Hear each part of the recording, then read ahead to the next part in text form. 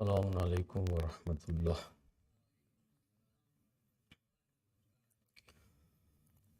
أعوذ بالله من الشيطان الرجيم. بسم الله الرحمن الرحيم. الحمد لله رب العالمين بارئ الخلائق أجمعين، والصلاة والسلام على خاتم الأنبياء والمرسلين سيدنا ونبينا ومولانا أبي القاسم محمد وآله الطيبين الطاهرين الذين أذهب الله عنهم الرجس وطهرهم تطهيرا.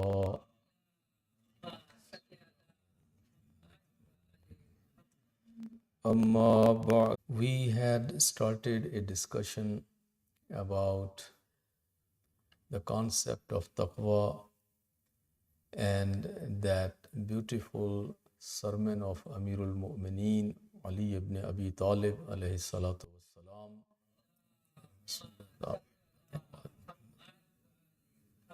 describing the muttaqeen, because all of us, alhamdulillah, want to be people of taqwa, we want to be muttaqeen, but our understanding of taqwa is not very clear, and sometimes we feel we are muttaqeen while in reality we are not. Taqwa is a high degree of iman and practice. Basically, when our aqidah, our belief is in the right line and correct, and then our practice is also in the right direction and according to Quran and the Sunnah of Rasulullah sallallahu alaihi wasallam and his Ahlul Bayt. So then we can have taqwa. And taqwa again has different categories or different grades. There can be people of taqwa at one level, but then there is another level of taqwa which is higher than that. And then there is another level of taqwa which is even higher than that. And it continues going high and high and high until it reaches to the level of infallibility. There are two types of infallibility. One type of infallibility which we call ismat or isma, that is God-given, which Allah subhanahu wa ta'ala gives to his messengers, to the prophets and to the imams, because they have to be infallible. They have to be infallible so that they can correctly convey the messages of Allah subhanahu wa ta'ala, so that they can interpret the scriptures in the right way and don't make any mistakes, and their conduct should be also always right, because they are supposed to be the role models. And if role models are not perfect, then how other people are going to make sure that whatever they did was right or it was wrong? So that ismat, that infallibility is God-given, and Allah subhanahu wa ta'ala grants that ismat to his messengers and to the prophets and to the awliya, meaning A'imma alayhimus salatu wassalam. But then there is another ismat, there is another ismat which is, it is an ismat that which people have earned at their own. They were not ma'soom in the beginning, but then they decided that they want to be ma'soom and they don't want to make a mistake, and they want to always do what is right. So this is a decision, this is a desire which they had, and then of course they have to make a plan, they have to start working on that, and they won't be able to become masoom just because they wanted to or they want to or now they have decided. It's going to be a long journey. It's going to be a long journey up and down. They will be always doing the right things, but maybe for some reasons, sometime they end up making some mistake. So then they will lose it, then they will start again their journey, and they will again now try to remain on the right path and never make a mistake, never miss a wajib, never commit a haram, never do something which is makruh, always take care of mustahabbat, and they will continue this, and they may reach to a level which is called ismat, but this ismat we call it kasbi. The other ismat of Anbiya and Awliya is Wahbi. Wahbi is Allah has given them as a gift, hiba. Allah has blessed them and bestowed them with that. But these people, they may be companions of Prophet, they may be companions of our Imams, they can be our great scholars, our Maraje Taqleed, they can be some members of our own families and our own communities. And there were some people that ulama have referred to them, that these are the people that they had reached to that level of ismat over the time by their own desire, by their own work. So it's possible. But that is the final stage of this piety and taqwa. It continues growing and it converts to, from taqwa, now it converts to ismat. But it is the same category. Now, Amirul Mu'mineen was explaining who are these muttaqeen. We started quoting some parts of his khutbah, and let me now say a few lines again from this khutbah for you. Recite a salawat.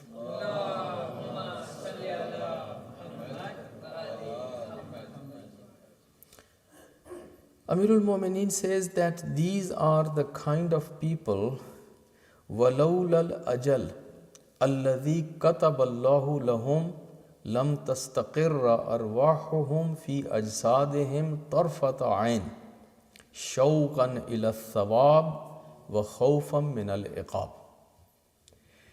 These people of taqwa are at a level that if Allah had not written and if Allah had not decreed or decided about their span of life, a certain span of life that they have to live in this dunya, for example, for a certain amount of time. If that was not the decision of Allah subhanahu wa ta'ala, these people would not actually live in this dunya anymore. They either, because of their strong longing for the thawab of Allah and going into the Jannat, they would just end up, meaning leaving this dunya even way ahead. They couldn't sit here and wait in this dunya, in this imperfect world, and they would love to just go and transfer themselves into that perfect world. Either shawqan ila thawab wa khawfan min al iqab. And people of taqwa, because they are the people that while they, on one hand, they are very hopeful for the mercy of Allah subhanahu wa ta'ala, but people of taqwa, they don't rule out that possibility that maybe whatever we did, Allah didn't like it, Allah didn't accept it, and maybe we are the people that who are going to hellfire instead of going to paradise. They don't rule out that. So, and this khawf, this fear of punishment would just get their life, and they would end up leaving this dunya, and they would end up just going in the other world. So basically, Amirul Mu'mineen is saying that these people of taqwa, they are at that level that their desire of going into the Jannat or their fear of going to the hell, these two things are at that level that these things would just take their life. And they wouldn't live here because their heart was always somewhere else. It's only that the will of Allah which is keeping them in this dunya. Because Allah has decided for them that they have to live in this dunya for a certain amount of time and they are here. Otherwise, these people don't belong to this dunya. So their hum, their gham, their attention, their interest, their mind, their soul, everything is over there. And it would just take them over there. That's number one. So this is the life of a person of taqwa. Then he says, عَظُمَ الْخَالِقُ فِي أَنفُسِهِمْ فَصَغُرَ مَا دُونَهُ فِي أَعْيُنِهِمْ. These are the kind of people that the Creator, the Allah subhanahu wa ta'ala, is so great in their eyes that whatever is other than Allah, it is just like ordinary in their eyes or little in their eyes. They always look up to Allah subhanahu wa ta'ala, the Almighty Allah and His greatness. So if that is what their eyes are always at, the beauty, the absolute beauty, absolute kamal and jalal, they are always just looking at the greatness of Almighty Allah, then nobody can impress them. Nobody can attract them. Nobody can really draw their attention. Nobody can really mesmerize them. Nobody can dominate them. Nobody can frighten them. Nobody can threaten them. Nobody can give them any incentive to leave the path, because they are always focused on that Jalal and Jamal and Kamal of Allah subhanahu wa ta'ala. So these people, when they are that much in love with Allah subhanahu wa ta'ala, and every time they are looking at those greatness of Allah subhanahu wa ta'ala, then nobody, no matter how rich someone is, how powerful someone is, how mighty someone is, nothing can shake them. That is why these awliyaullah la yakhafun wa la yahzanun. They don't have any fear, they don't have any huzn, they don't have any, they have no regrets, and they have no kind of fears. And they are, because it is because of that connection and that contact which they have with Allah subhanahu wa ta'ala. They are always absorbed by that look at Allah and His Jalal and His Jamal and His Kamal. So, عَظَمَ الْخَالِقِ فِي أَنفُسِهِمْ فَصَغُرَ مَا دُونَهُ فِي أَعْيُنِهِمْ. Whatever other than God is, it is just like ordinary for them. They don't exchange this God and His love with anything else. Nothing is going to make them to exchange this, their relationship with Allah, to relationship with someone else, because they know He is the greater, He is the better, He is the best, He is the great. There is no way where they are going to have any exchange or deal. Then he says, for whom wal jannatu kaman qad ra'aha fahum fiha mun'amun wa hum wan nar kaman qad ra'aha fahum fiha mu'adhabun. Very, very high level of taqwa, which normally anbiya, imma, awliya and their companions and very handful people in the societies reach really to that level, Imam says these are the people that their condition is such that it is as they have seen the Jannat while they are living in this dunya. The level of their yaqeen, the level of their faith, the level of their insight is such that as it is, they have seen this Jannat with their own eyes. And it's not only that they have seen this Jannat. Most of us have only heard about Jannat. And even whatever we have heard, many of us, we didn't really get a good understanding of Jannat. Many of us, we don't know exactly what is this Jannat. Because if we would really know what is this Jannat, then we were not going to search anything else other than Jannat. But since we don't know, so that is why sometimes we run after other things. These are the people that their level of their faith, yaqeen, iman, insight, basirat is such that they have, it is as they have seen with their own eyes this Jannat.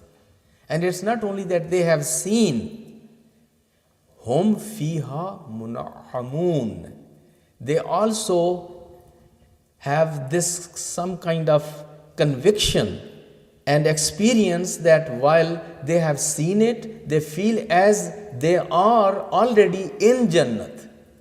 And they are getting the benefits and the bounties and the blessings of that experience of the life of Jannat.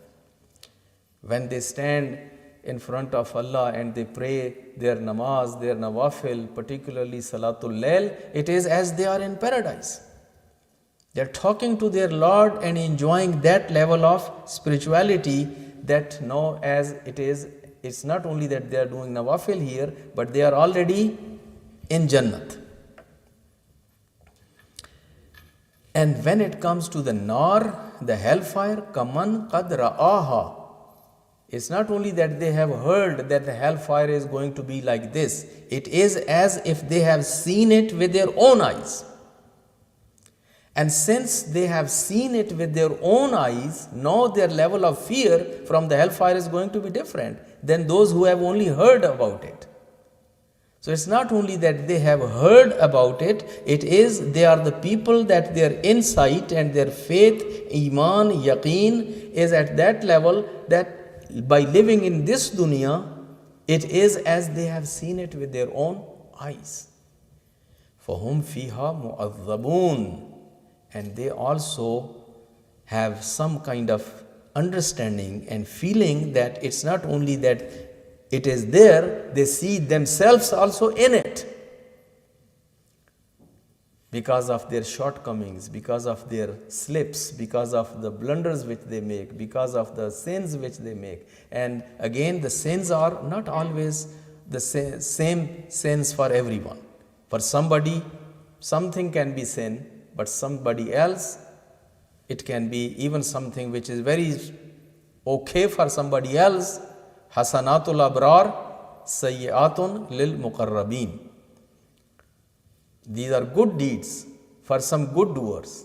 But if muqarrabin also, they do the same, then these are for them, these are sayyi'at. They are not hasanat anymore. Expectations from those muqarrabin are much higher. In Khutbah Jumma, we cannot go into all those details, but when you have so many friends and you have so many relatives, and at the weddings and parties or in different experiences of life, so many people bring gifts to you. And everybody is going to bring the gift according to the level of their, meaning your relationship, and what you have done for them and what they are now going to do for you, and what kind of relationship you enjoy and how close you are with one another. And with all those things, now they determine what they are going to bring for you and what they are going to give you as a gift. So maybe this is a gift, a perfect gift from somebody of his relationship and my relationship, for example.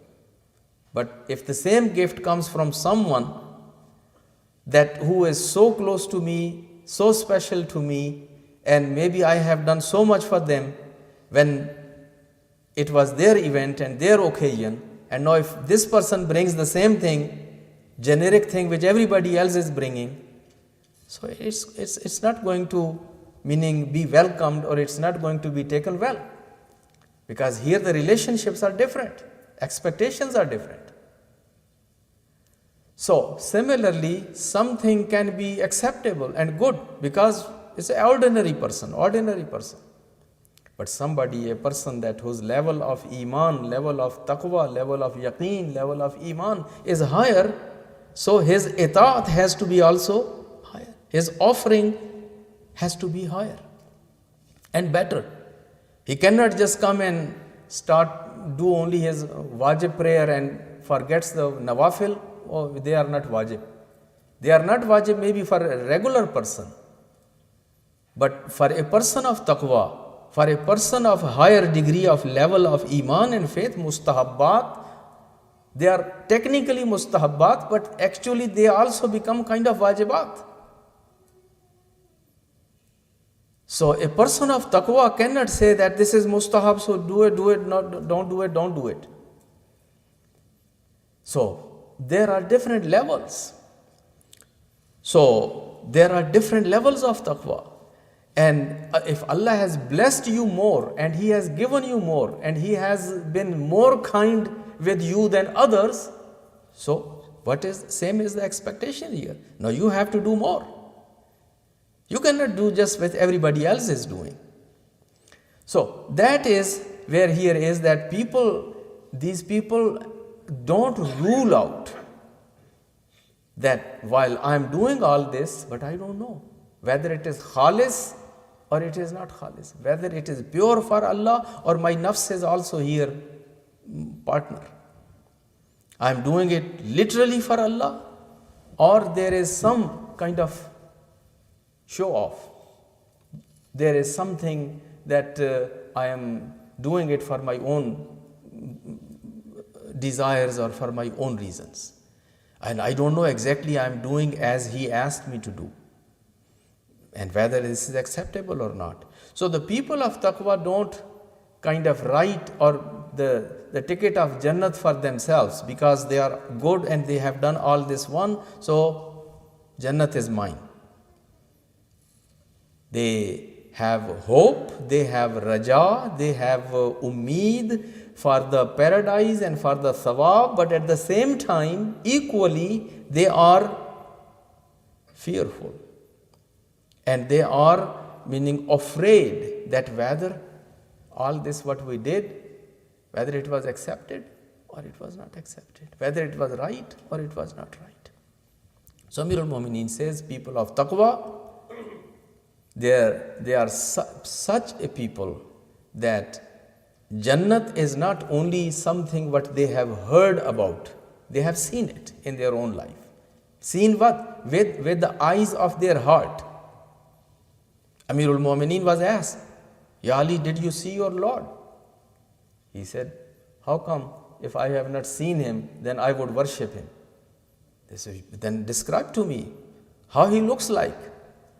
If you have seen Him, Amirul Mu'mineen responds, he says, but I have not seen Him with the eyes of head.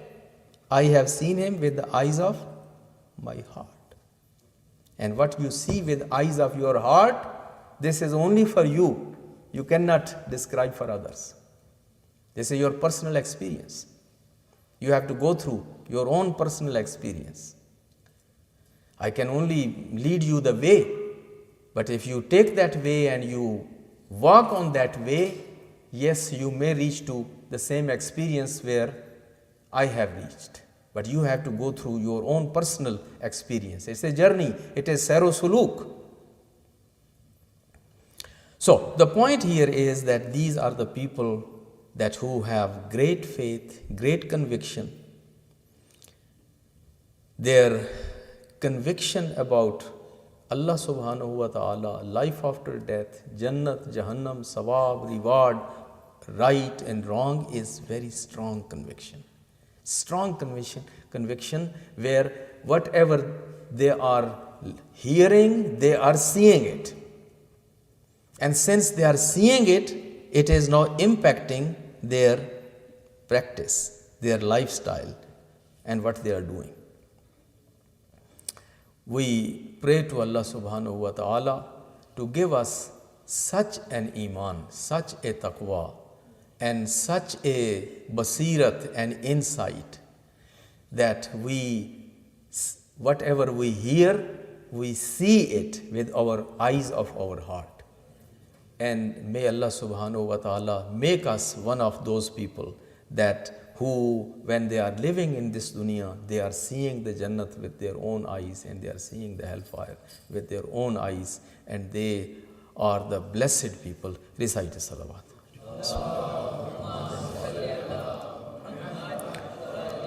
أعوذ بالله من الشيطان الرجيم بسم الله الرحمن الرحيم والعصر إن الإنسان لفي خسر إلا الذين آمنوا وعملوا الصالحات وتواصوا بالحق وتواصوا بالصبر.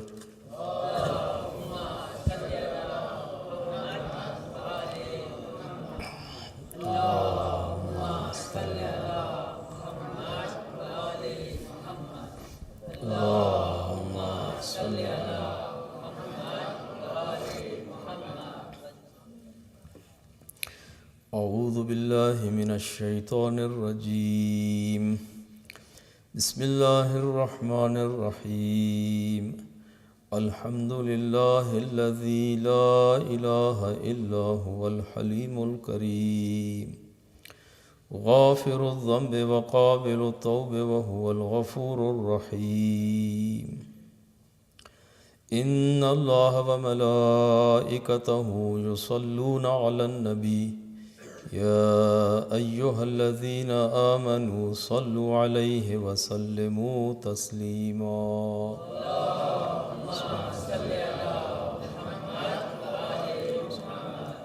اللهم صل وسلم على سيدنا ونبينا ومولانا أبي القاسم محمد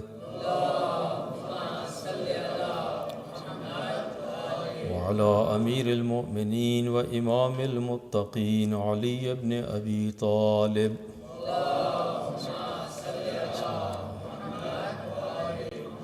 وعلى سيدة نساء العالمين فاطمة الزهراء اللهم صل على وعلى الحسن والحسين سيدي شباب أهل الجنة